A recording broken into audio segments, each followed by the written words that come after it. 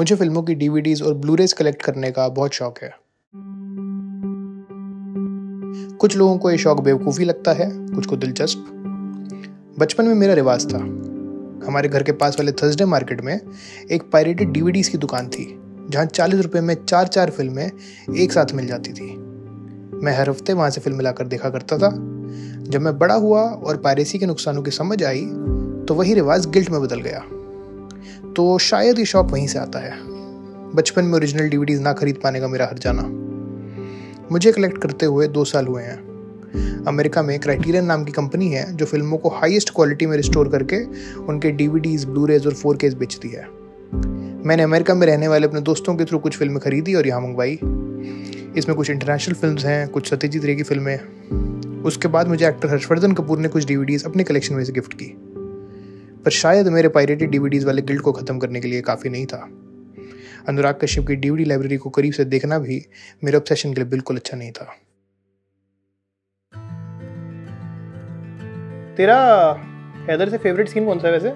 हैदर में ये होता है ना जनरली कि हैदर की जब भी बात होती है, इरफान साहब वाले जितने भी सीन्स हैं, रूदार वाले, या फिर चाहे रूदार की एंट्री हो, या फिर दरियावी में दरख्त में वो वाला सीन हो गया, या फिर Shahid also has some great moments.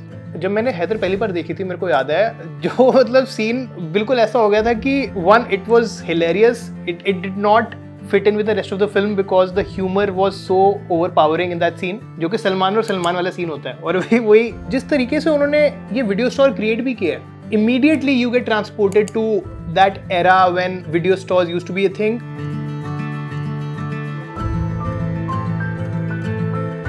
By chance की बात है कि हैदर का मेरे को सामने जब से दिख गई किताब और सीधा मैंने कभी बुक खोली, सबसे पहले वही वाला सीन निकला। क्योंकि हम लोग आज जो करने भी वाले हैं वो यही है कि हम लोग आज ट्राई करने वाले हैं एक्सप्लोर करने का दिल्ली के surviving DVD stores.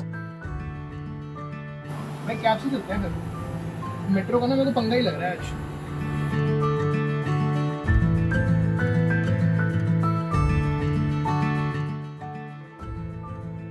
OTT platforms का काफ़ी सही है कि मतलब you know the kind of access that they are giving to us, पर एक थोड़ी सी मोनोपोली आ गई है। अगर एक ओटीटी प्लेटफॉर्म के पास आपकी फिल्म का लाइसेंस है तब तक तो ठीक है, पर जैसे ही वो लाइसेंस ख़त्म हुआ, साथ के साथ आपकी फिल्म वहाँ से गई और उसके बाद वो फिल्म कब लोग देख पाएंगे, कब नहीं देख पाएंगे, कितनी सारी फिल्मों के साथ होता है ये।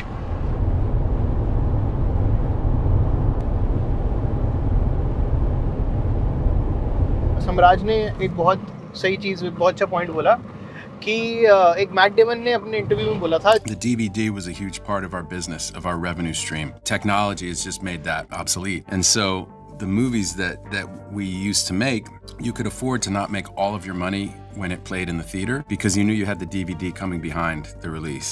Now for a small film, एक तो थिएटर रिलीज ऑलरेडी बंद हो गई है। अब ये कि अगर एक ओटीटी प्लेटफॉर्म में छोटी फिल्म को नहीं लिया तो उसके पास कोई तरीका ही नहीं है अपने आप को डिस्ट्रीब्यूट करवाने का। पहले एटलीस्ट फिल्म में डीवीडी पे आती थी, लोग लेते भी थे। बहुत बहुत ज़्यादा इम्पोर्टेंट है इस कल्चर का वापस आना।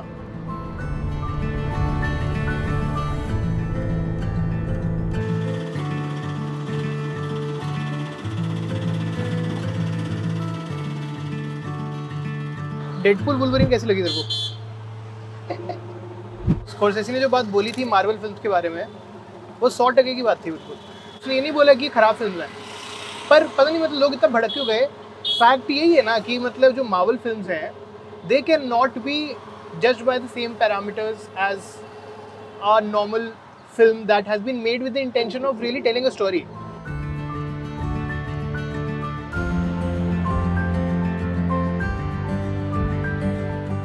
पर खैर बाकी ये है कि आज जो हम जा रहे हैं अभी, पहले हम लोग वो कलेक्ट करते थे, अपने एक्शन फिगर्स कलेक्ट करते थे। It's like having you know a film in a physical form in your own hand, आपके घर में सजी हुई है। वो ऐसा नहीं है कि वो सिर्फ एक डिजिटल फॉर्म में एक ओटीटी प्लेटफॉर्म पे आपको दिख रही है। हर फिल्म की अपने आप में एक वैल्यू है। तो जिस तरीके से आप बुक्स अपने घर पे रखते हो, उस तरीके से एक फिल्म भी आपके घर में उस तरीके से सजी होनी चाहिए, अगर आप एक फिल्म लवर हो तो, मेरा ये मानना है।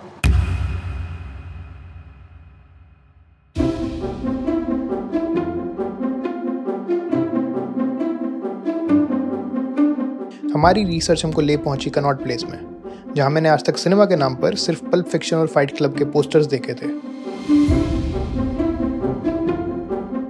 28 साल दिल्ली में रहने के बाद पहली बार पता चला कि यहाँ रेडियो एंड ग्रामोफोन हाउस नाम का एक खूबसूरत स्टोर है जहाँ फिल्मों और म्यूजिक का खजाना है।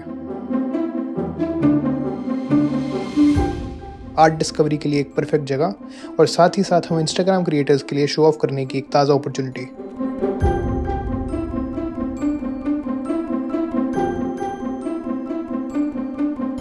तो हम लोग आ गए रेडियो एंड ग्रामोफोन हाउस में in Connaught Place, right opposite PVR Plaza. यहाँ पे हमारी तलाश खत्म हुई, जिस चीज़ की हम लोगों को चाहत थी वो हमारी यहाँ पे पूरी हुई। स्टोर में हमारी बात हुई वहाँ के ओनर सुनील चंद जैन जी से, जिन्होंने एक डिक्लाइनिंग कल्चर में भी अपने रिकॉर्ड स्टोर के लिए अपनी शिद्दत को कम नहीं होने दिया। इस लंबे सफ़र में उनकी ताकत थी सिर्फ एक चीज़, म्यूज़िक। आई लव म्यूज़िक, इसलिए मैं आज भी ना यहाँ पे मेरे पास माल है नहीं है, लेकिन मैं शौक के मारे बैठा हूँ कि नहीं मुझे तो म्यूज़िक का काम ही करना है। ये स्टोर यहाँ 1951 से है। इस स्टोर के फाउंडर थे स्वर्गीय श्री शांतिलाल जी भंसाली, जो सुनील जी के पिताजी थे। सुनील जी कहते हैं कि वो म्यूज़िक और सिनेमा की इंसाइक्लोपीडिया थे। स्टोर में एक झलक मार के आपको यकीन हो जाएगा कि उनकी वही परंपरा आज भी उतनी ही पवित्रता से कायम है।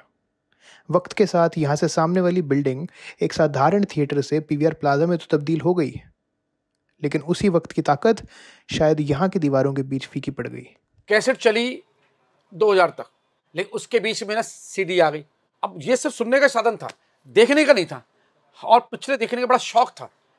तो ना लोग की इच्छा थी कि पिक्चरें देखे घर पे, तो फिर वीसीआर आया। जैसे और लोग किराए पे पहले लाते थे, तो और वो घरों में रात भर चलाते थे, आपने भी देखा होगा, और देखते थे। मतलब डीवीडी भी चली 87 से, कैसेट भी चली, सीडी भी चली, जिसमें भी फॉर्मेट में ना सब चलता, सारा फॉर्मेट चलता था।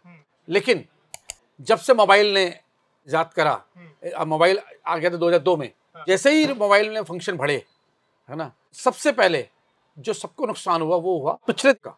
ऐसा पतन आया जो आज तक गिरा हुआ है, उठा नहीं है।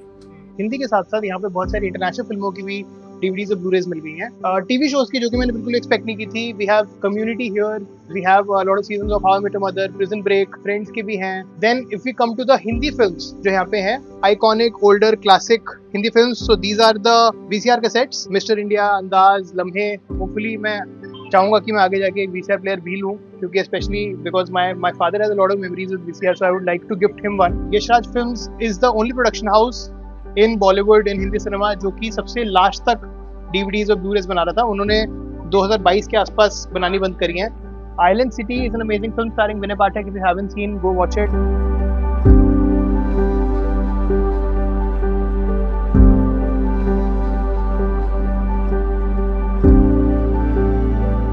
मुझे फिल्मों की डीवीडीज और ब्लूरेज कलेक्ट करने का बहुत शौक है। थर्सडे मार्केट से पायरेटेड डीवीडीज खरीदना मेरा शौक तो था, पर उससे पहले मेरी मजबूरी था। बचपन में हमारे घर के आसपास कोई थिएटर नहीं होता था, और अगर था भी तो एक नया चमचमाता मल्टीप्लेक्स, जहाँ फिल्में देखना एक लग्जरी था। ओरिजिनल डीवीडीज तो और भी महंगी थी, और ऊपर से बहुत लेट भी आती थी। फिल्में टाइम पर देखना भी ज़रूरी था, वरना स्कूल में पीछे रह जाने का डर। जब थिएटर में फिल्में देखने वाले बच्चे 3 इडियट्स के चतुर के जोक्स डिस्कस करेंगे और मुझे कॉन्टेक्स्ट समझ नहीं आएगा तो दुख तो होगा। तो शायद ये शौक वहाँ से भी आता है। बचपन को पकड़ के रखने की मेरी एक अनोखी साजिश।